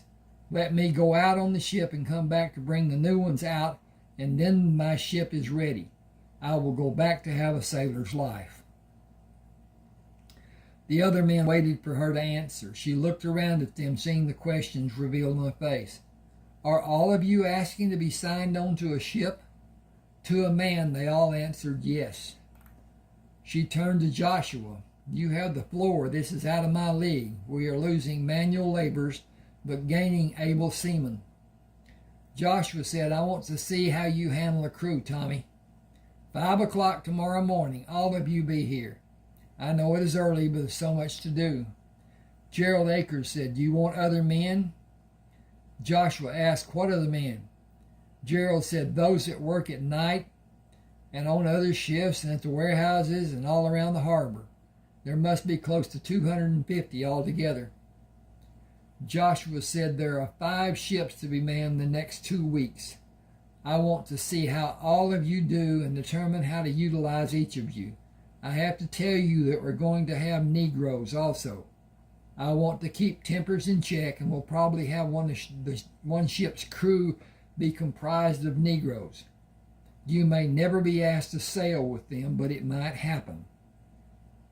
If you feel adversely about sailing with them, you might want to check the crew list on your new ship before you board, just for good measure. I will not fault anyone if your preference is limited. Be here at 5 and we will take 3 or possibly all the ships out. I will talk to the others tomorrow after working hours. Holding his right arm behind his back, Joshua knocked on the door to Dot's house, stepped back and squared around to face the door. Oh, there should be a skipping right there. Okay, what we're going to do is dink here.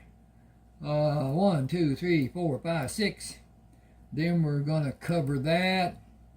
And we're going to go up to home.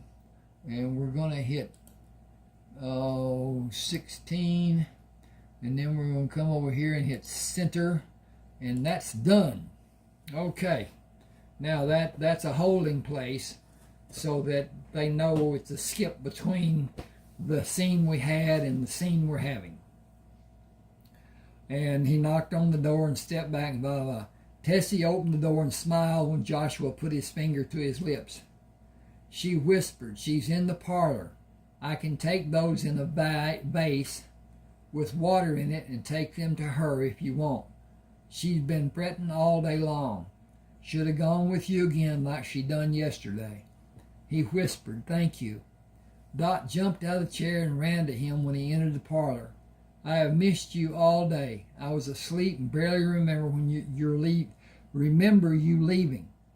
And I felt so lonely when I woke and you were not here. I have been close to tears all day. When you leave on a ship again, I will be right beside you. Can you accomplish what you want to have done in 2 weeks on the ship and come back home?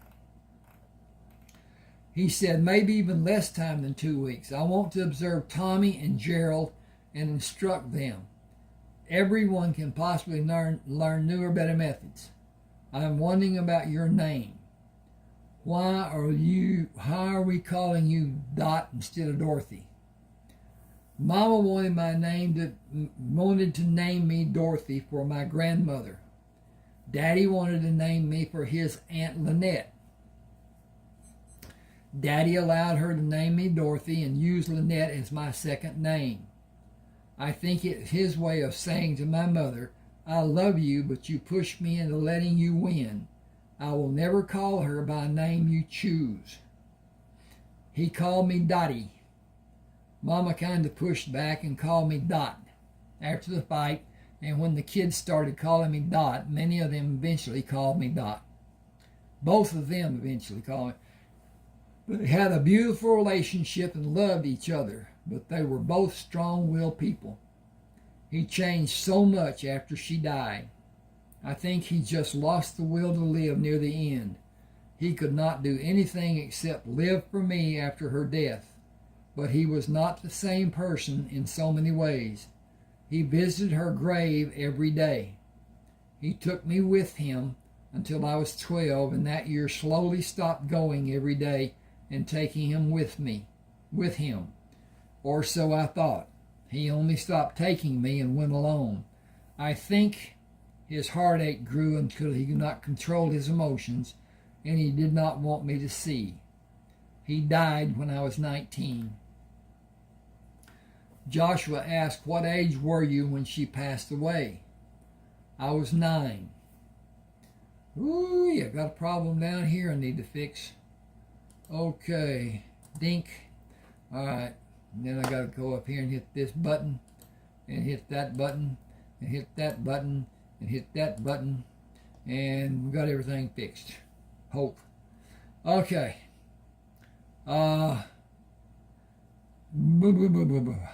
He would laugh and tell me not to dig myself a hole. In many ways, he went back to being his old self when Mama died. Not quite so bad as he was. She pulled him closer to her. I did not mean to walk down memory lane so much. I missed them all. They were my support. Now you are. I would enjoy taking you into the bedroom, making mad, passionate love to you. Tessie said you can enjoy those flowers, enjoy the meal I've been fixing, enjoy Mr. Joshua when the sun be going down. And it be a proper loving time.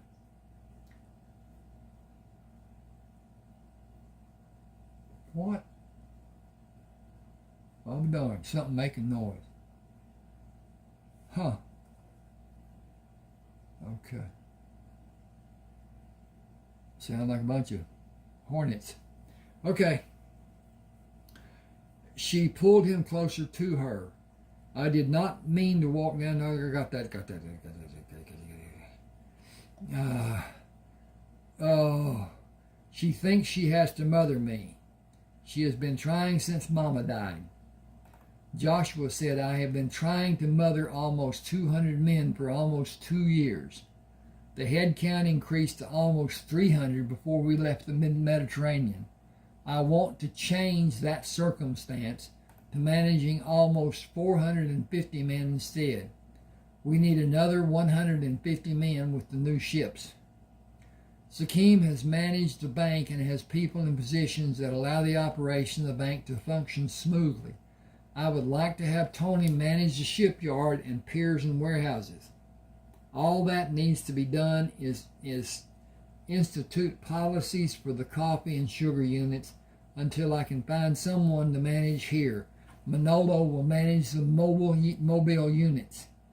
He has settled in very nicely and even has a serious girlfriend. Hang with me just a second.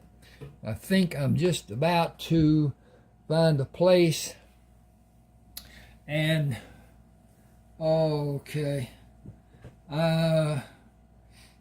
Okay. This is chapter 15. Lynette Taylor Crammer was born on September the 17th in 1818, 3 years after Joshua and Dot were married. Dr. Samuel Butterman carefully held her out to Joshua. She has everything she is supposed to have and is all in the right places. Joshua looked at him without speaking. Sam smiled. She is healthy and hearty. She progressed to full term, and she and her mother are doing fine. Delivery was fast and gentle for mother and baby. Even her father made through the process, unscathed. Do you have cigars to celebrate? Joshua said, I will take my daughter to her mother and come back for a drink. You know where the liquor is stored. Pour 2 drinks and I will come back. Give me a second.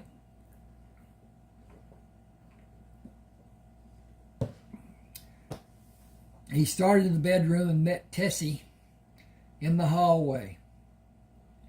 I ain't going to try to wash these sheets.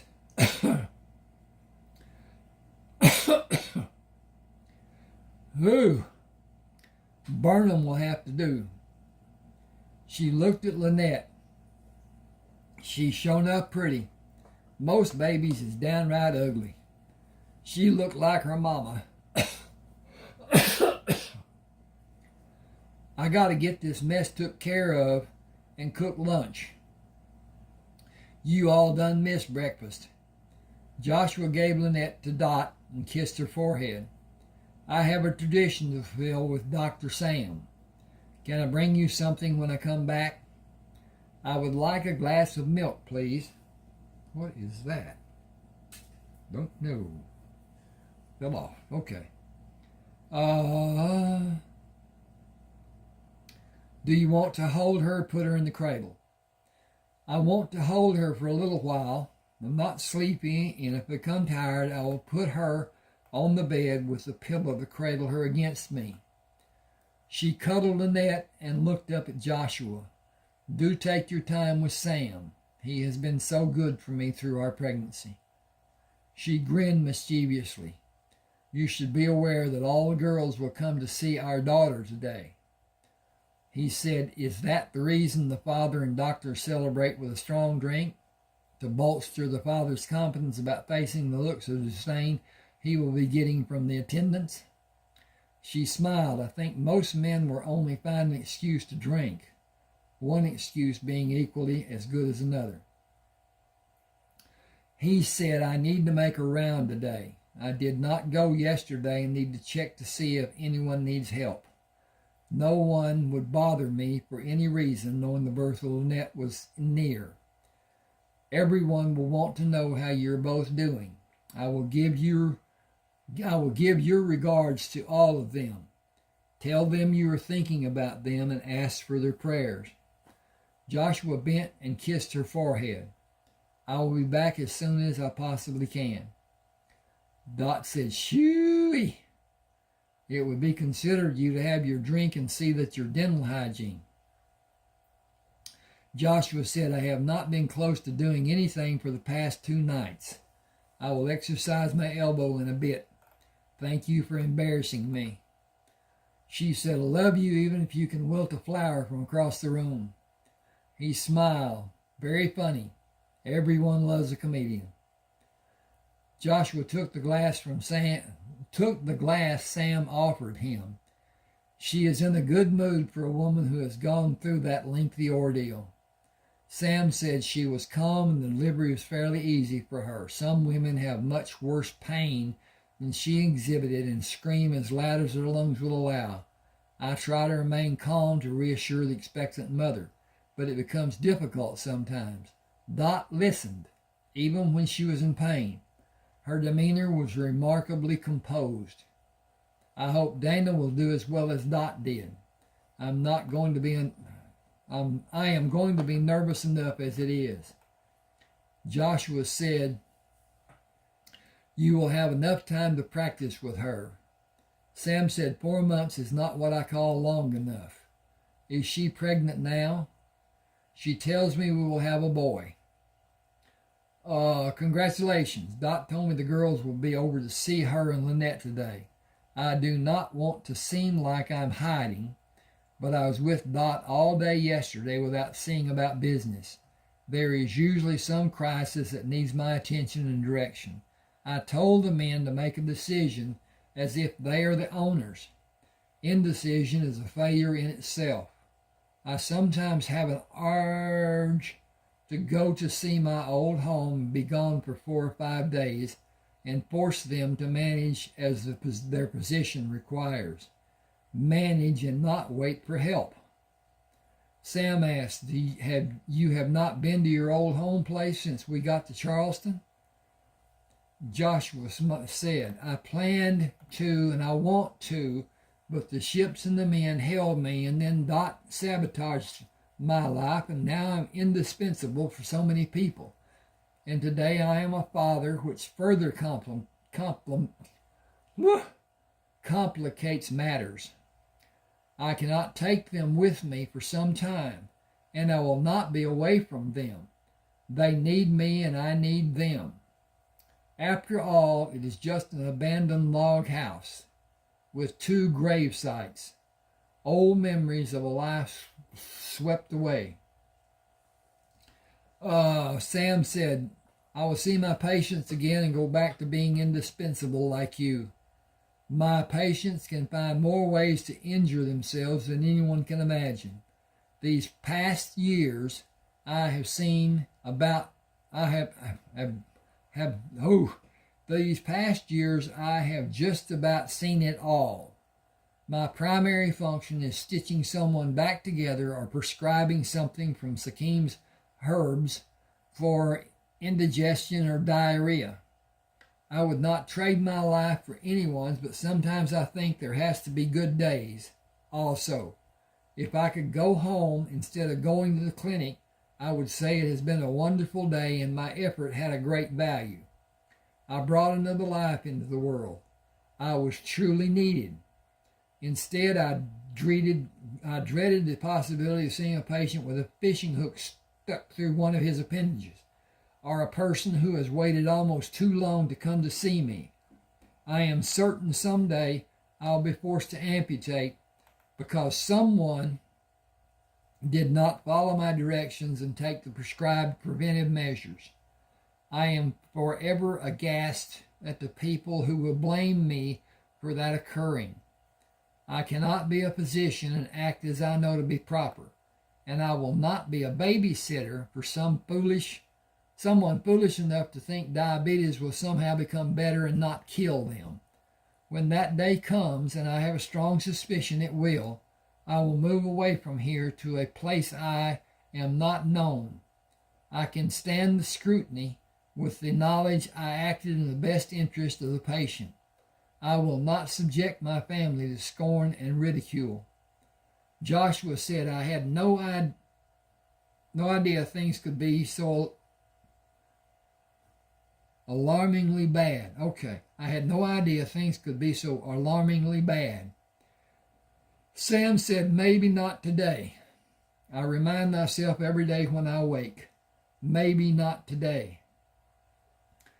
Joshua joked, as the psychiatric patient said, well, I'm off. I'll see you later, but there will not be a fish hook in my finger. I hate fishing. To me, it is a jerk on one end of the line waiting for a jerk on the other end of the line. Thanks, Sam.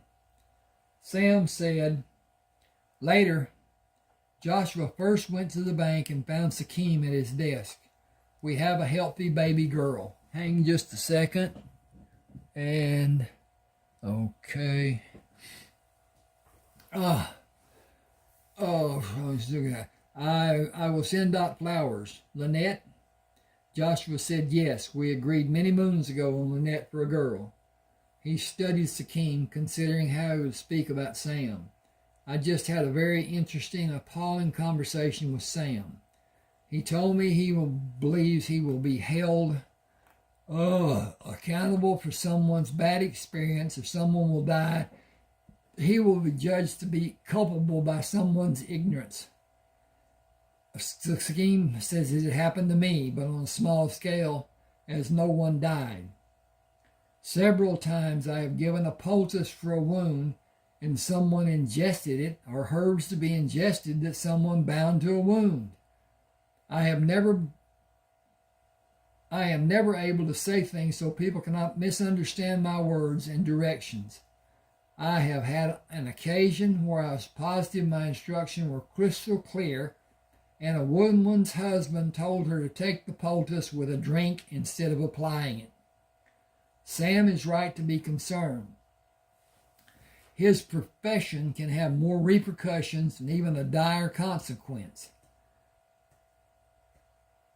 People die, and sometimes the survivor needs to point an accusing finger at someone.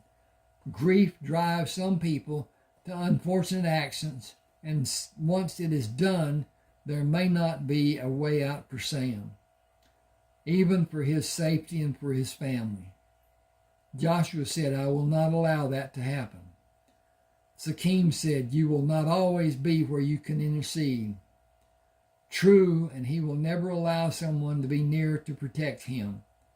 Joshua sat in the chair. How's your day going? Sakim held a stack of papers. Orders for coffee.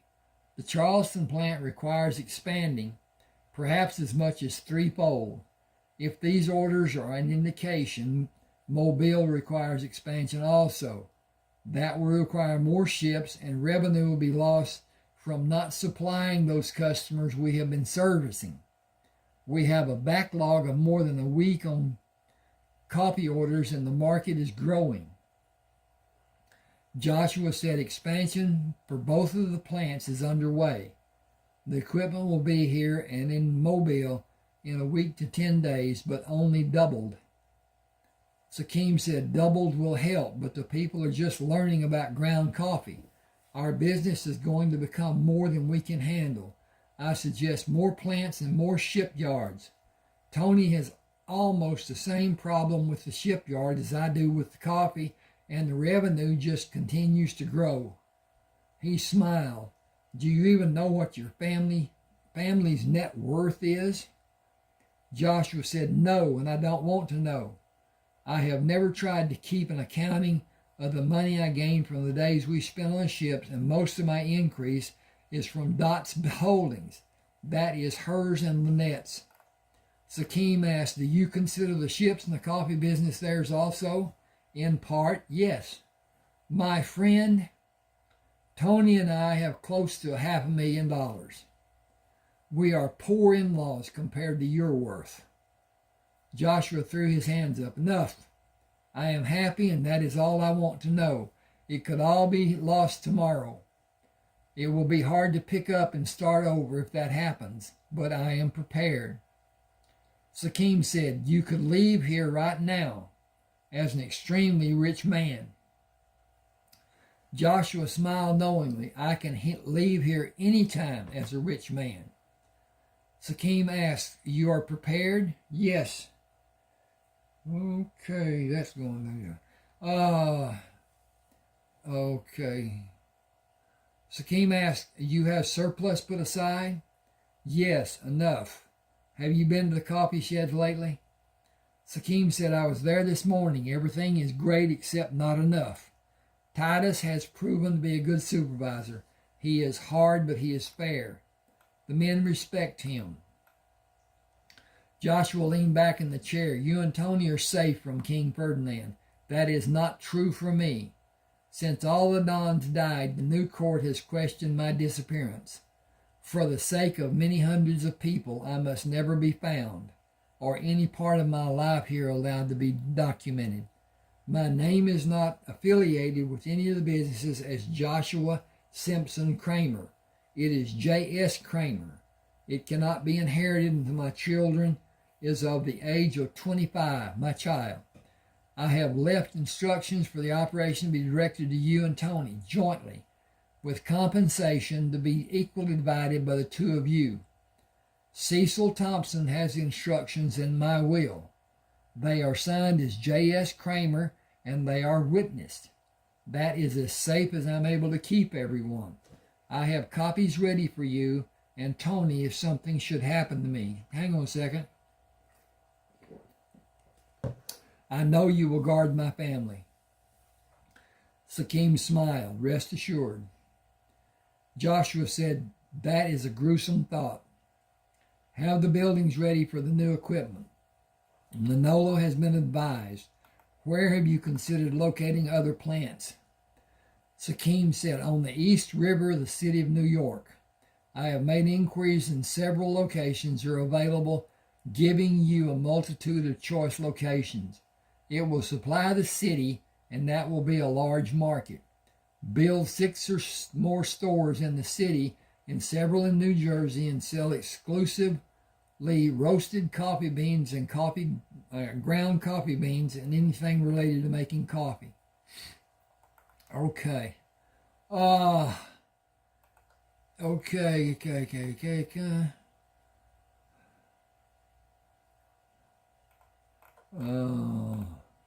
Okay.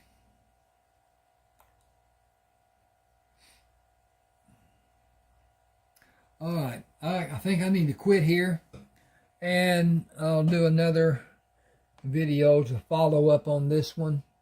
Yes, and whatever it is. Please subscribe to my channel. Hit the like button. Those two things really help. But anyway, if you have a desire to have books that I have written, shoot me a email. There's the address right there on the bottom of the book cover, and I'll get back to you. At any rate, okay, thanks for being with me. Oh.